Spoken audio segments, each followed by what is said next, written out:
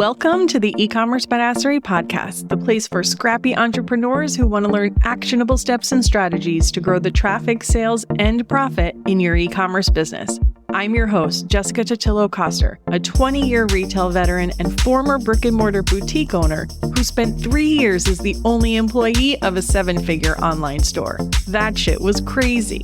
I know exactly how it feels to do all the things, and I'm sharing everything I learned the hard way so you don't have to. I may have started this business by accident, but supporting badass bosses like you lights me the fuck up, and I am so stoked to see you grow. Are you ready, babe? Let's roll. Welcome back to the eCommerce Badassery podcast. I'm your host, Jessica Totillo-Coster. Happy day after Cyber Monday. I hope you had a kick-ass weekend of sales and are feeling good about the season so far. And if the headlines about record-breaking revenue have you spiraling even a little bit, don't. A lot of that growth is inflated by higher prices, bigger brands, and shoppers stretching their budgets with buy now, pay later.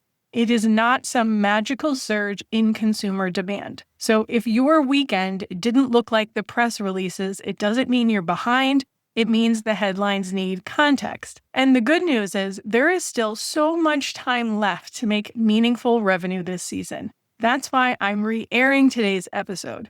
It's full of quick, practical strategies you can still implement to maximize these last few weeks of Q4. And you know the drill on replays. Even if you've listened to this one before, I recommend you listen to it again because it just might hit you different this year. All right, friend, let's jump in. With Black Friday weekend in the rearview mirror and just a few weeks of solid holiday shopping to go, I wanted to give you a few quick tips, tricks, and strategies to make sure you can fully capitalize on the rest of Q4. All right, so let's hop into 6 strategies you can implement right now to make more sales before the season is over. I don't necessarily recommend you try and do all of these things unless you have the team and bandwidth to implement them. Otherwise, just pick and choose the ones that make the most sense for your business or are the easiest for you to implement right now. Number 1, maximize your AOV on every sale. One of the easiest ways to increase your revenue is to get your existing customers to spend more while they're already shopping.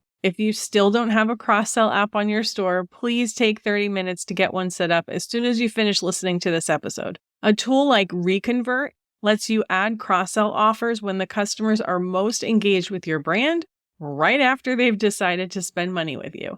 There's a link in the show notes that will get you 10% off for life.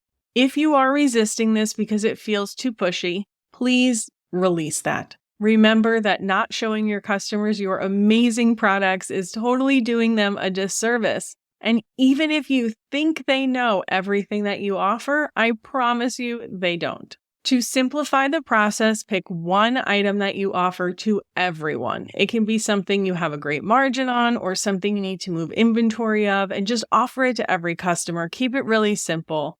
That way you don't have any excuse not to get it implemented. 2, create specialized email marketing campaigns. If you do none of the other things I recommend today, please do this one. Half of all BFCM sales came from repeat customers, according to Klaviyo. The money is in your list, my friend. What this looks like is going to be different depending on your business, but here are a few ideas to get the wheels turning. First, just start thinking about different ways you can frame your products in your emails. A lot of times we just need to present our products in multiple different ways before it happens to click with the right person. I talked about this on episode 247, Perception is Reality, how your product positioning drives consumer behavior. Essentially, the person you're talking to can't imagine what or who your product is good for until you point it out to them. So, does your product make a great white elephant gift? White elephant gifts are some of the hardest to buy because it has to appeal to a really big group of people. If you have a product like that, promote it that way. And those are also gifts that people tend to buy at the last minute. Is it a good gift for the person who has everything? That would be my father-in-law. If he wants it, he goes and buys it. He's notoriously hard to buy for. We just buy him food now.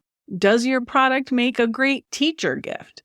Who else are people buying gifts for? Maybe they're only ever buying them during this time of year. And so it's not something that's really top of mind. They maybe don't know the person that well. If you have a good generic gift like that, you need to shout that from the rooftops. You'll also want to make some new offers and create some urgency for your customers. Can you ship it directly to the gift recipient with a special note to make it really easy for the gift giver?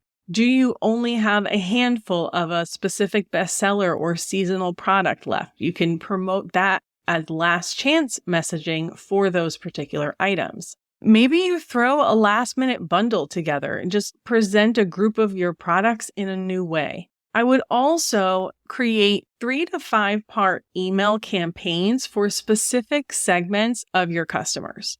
Can you reward your VIPs with something special?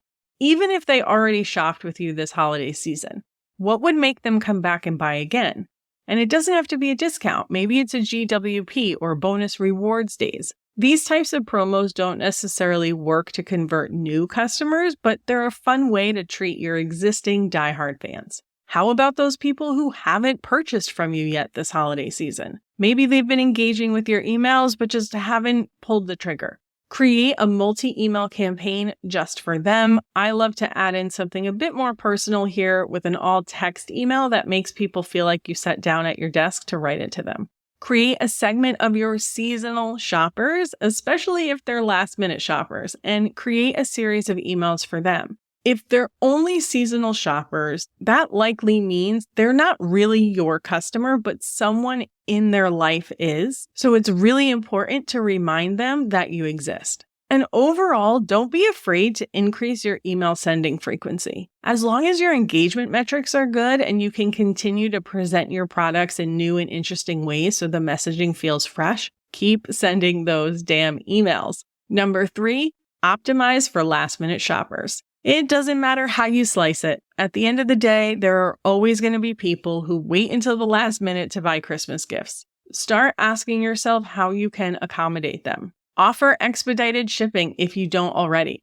I was forever blown away when I would see customers spend $30 to $50 just on shipping because it meant they could get the thing they needed in time for Valentine's Day. I would promote every single shipping cutoff on the site and in email, 3-day, 2-day, overnight. Make sure they know about these deadlines and their options. If you have a brick and mortar store, you have more time to convert your customers, especially that last Saturday before Christmas, which is affectionately called Super Saturday. It's as big, if not bigger, than Black Friday. You can extend your hours, offer gift wrapping, and even mobile checkout options to make the in-store experience as painless as possible. A few years ago, Nordstrom Rack put mobile devices into the hands of their floor associates so anyone could check you out. It definitely beats standing in line at the register, and if you're familiar with In-N-Out, an overhyped, in my opinion, burger chain in the West, their drive-through line is always super long. Like, wrap out of the parking lot and block street traffic long. It's really frustrating.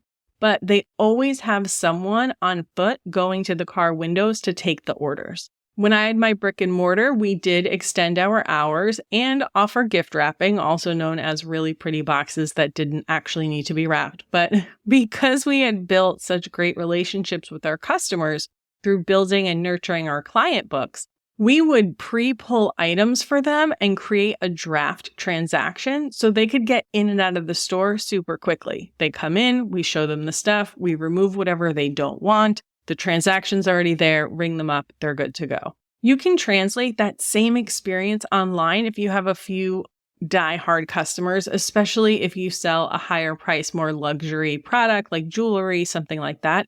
Reach out to them personally with items you know they'll love.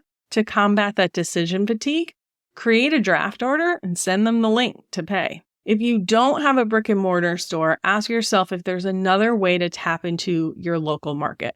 Can you offer local delivery? If you do wholesale, can you do a pop-up in someone's shop? Are there any community shopping events that you can be a part of? How else can you take advantage of those last-minute shoppers in your local area? Speaking of last-minute shoppers, number 4, push gift cards. This is a must as we get closer to those cutoff dates. If you haven't started mentioning them in your regular, ongoing weekly emails, start doing that now. Feature them in your abandonment emails. Talk about them on your hello bar.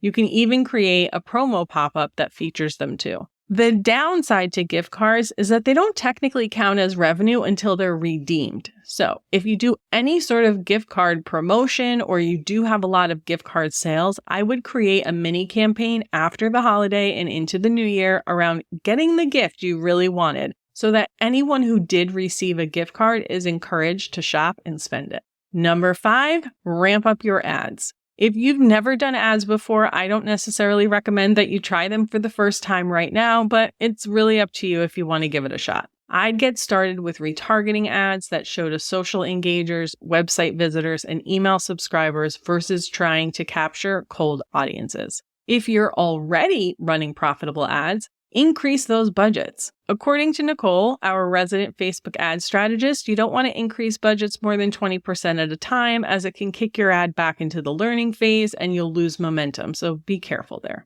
You can also create ad campaigns specifically targeted to the gift giver instead of the gift recipient. This will definitely require a shift in audience and in messaging and creative, but can be super powerful if you have a good handle on who would be buying this gift for someone in their life. The most common being parent, grandparents, romantic partners. You can also get creative with your ad targeting as you get closer to your shipping cutoff. Focus your ads in your local area where you know they'll still get the product on time with your regular ground shipping versus having to expedite it. Number 6, lean in after Christmas. In all of my years of retail, do you know what one of our busiest days was? The day after Christmas.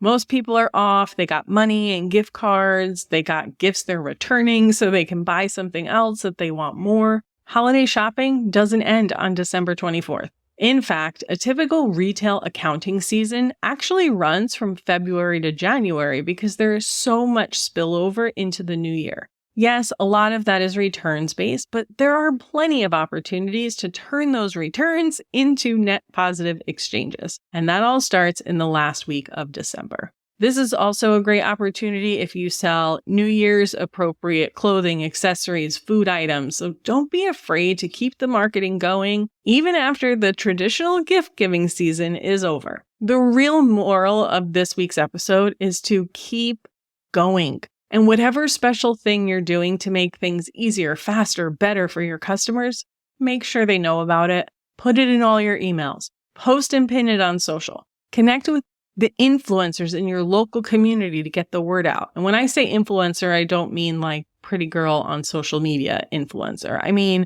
those who have influence over your local community. That could be your local publications, other store owners, restaurant owners, etc. If you're not connected to your local market yet, lean on and collaborate with your other e-com biz friends. It's super simple to shout each other out in your emails or on social to get some last-minute eyeballs on your business. Ultimately, there's still time. I hope this episode gave you the kick in the pants you needed to keep putting yourself out there this season. If it has, or if any of my episodes have ever helped you in your business, would you do me a favor and leave a review for the show?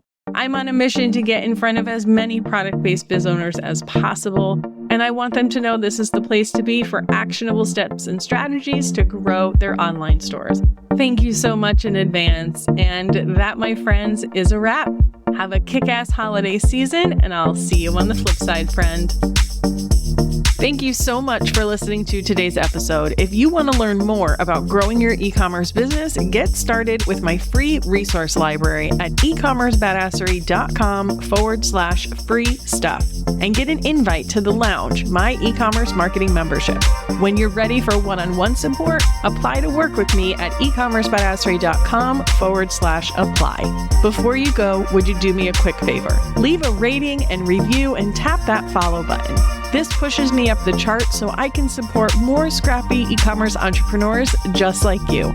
I'm on a mission to reach as many as I can, and I could really use your help. Thanks so much in advance. Until next time, e-commerce friend, stay badass.